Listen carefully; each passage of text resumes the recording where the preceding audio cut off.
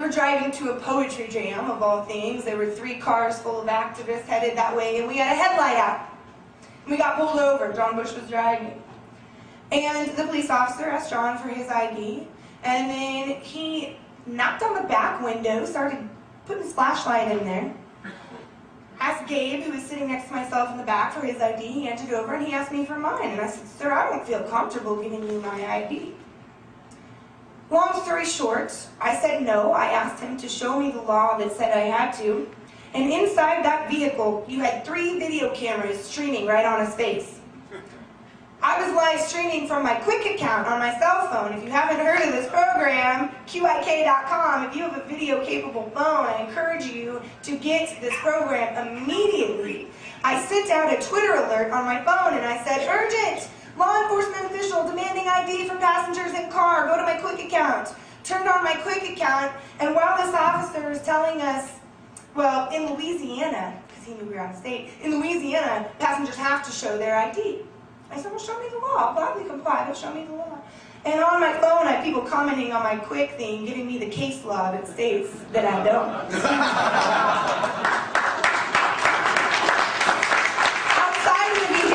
The 2 cars that were in front of us had pulled over, and they had 2 video cameras on them outside of the vehicle. So in about 30 seconds, these police officers had 5 video cameras on them, watching their every move. Now, of course, they called her back up. There were 4 police cars there over not showing an ID, right?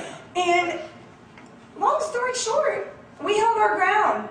Myself and Ben Weir, who was in the passenger seat up front, and we didn't show our ID. Even though they demanded we get out of the vehicle, we didn't get out. We didn't show our ID. And you know, that police officer walked away from the vehicle while John was reading him the 4th Amendment. Now I know for a fact that police officer, he didn't understand. Because when we tried telling him, you know, we're protected from unlawful search and seizure, and we're supposed to be secure in our papers, and he's like, "Unlawful search?" I'm like, "Yeah, demanding my ID, search my, asking me for identification, we're protected from that." But he didn't understand that. And that is just the fact of the matter, ladies and gentlemen. Our law enforcement community, they're not taught about the founding of our country. They're not taught about the Constitution in the way that we understand it. And neither are the general public. I know I wasn't. I went back and looked at my transcripts from high school and college. Would you believe? I didn't take American history. I took AP European history. I took modern Western civilization in college. I learned about Napoleon Dynamite, but I did not. Dynamite, look at me go. I learned about Napoleon. But I did not learn about the original intent of the Constitution. I did not learn about decentralization. I did not learn that we are more powerful as individuals, and when we govern ourselves, we make the best decisions for ourselves. I did not learn that we delegated certain powers and certain authority to our federal government. I grew up, just like many of you here, just thinking that the government was, that's just how it was. And I grew up thinking that you had to just comply with police officers. They were always going to be right. And maybe when I was a kid, when they still dressed in blue, maybe that was an appropriate mindset when they were here to protect and serve. But now, what is happening is a systematic militarization and federalization of your law enforcement community. Now, the way these fusion centers are being enacted, keep in mind, they train these law enforcement officials not only on how to input data, and how to access data, and how to write strategic reports, but they actually engage in training. The Missouri Highway Patrol, along with Texas, Illinois, and the Atlanta local police department were all sent out to Israel last year, where they were trained by the Anti-Defamation League on counter-terror tactics. Highway Patrol, local police department, counter-terror tactics? I don't know about you, but that is not what I want my highway patrol engaged in. I'm not okay with it. I'm not okay with that at all. In fact, through the open records request process, we were able to obtain 11 additional reports that were issued by the Missouri Information Analysis Center. And of those 11 reports, I would say 8 of them were political profiling documents. There was only one I would consider a decent strategic report, and it was a report on a National Socialist Movement rally that was to take place at our state capitol, and it talked about how, in the past, counter-protesters had committed acts of violence against them and what law enforcement could do to prevent it. That's a good strategic report. But the rest of them were going after a religious mindset, a political mindset, or, well, I guess Islam is a religion. So they really went out of their way to target the way people think and the way people live instead of the way people act. And that's a big problem to me.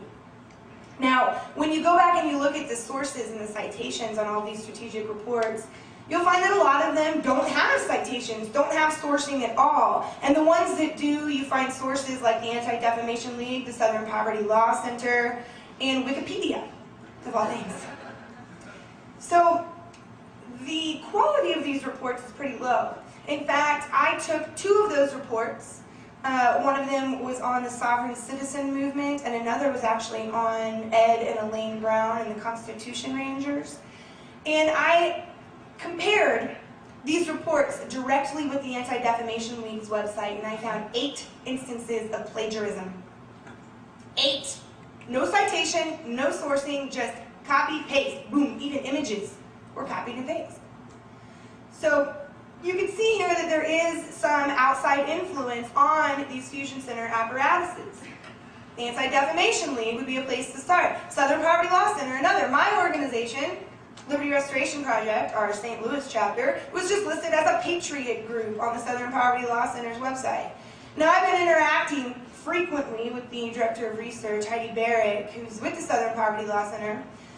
And, she listed a movie that I'm in. She listed the Continental Congress, the Jekyll Island Project, the Liberty Restoration Project, but she's not mentioning me by name. And I can honestly say I think that's because I spent a lot of time humanizing with her and talking to her and trying to show her where I am coming from. And that's the same tactic that we are using right now with the Operation Defuse Project. Now, I want everyone to take these fusion centers into consideration with 2 other things that are going on at the federal level. I'm sure you all heard about the Council of Governors that was enacted recently. That came out of the John Warner Defense Authorization Bill under the Bush administration, and President Obama signed an executive order enacting it. And to read a quote from the executive order, what this Council of Governors is intended to do: the synchronization and integration of state/federal military activities. Let me read that again. Synchronization and integration of state and federal military activities. Now keep in mind the Department of Homeland Security sits on the Council of Governors. Keep in mind Homeland Security has already synchronized and integrated our law enforcement communities. Does it not appear right now that any badge-wearing gun holder is having to be touched by the Department of Homeland Security and their influence? Boy Scouts even. Now, compare that, couple that, with H.R. 645, that's a piece of legislation that is in the U.S. House right now. It's got 2 co-sponsors, and it's just sitting there stagnant. It was introduced last year. But what this piece of legislation is called, it's the establishment of, I don't have it written down, it's the Establishment of Emergency Centers Act, I think is what it's called. And what it calls for is no less than 6 emergency facilities to be created on existing military bases. It calls for the long-term housing, education, transportation, and health care of people displaced by an emergency. And in this legislation, it calls for DHS to take over the operations of these 6 military bases. And it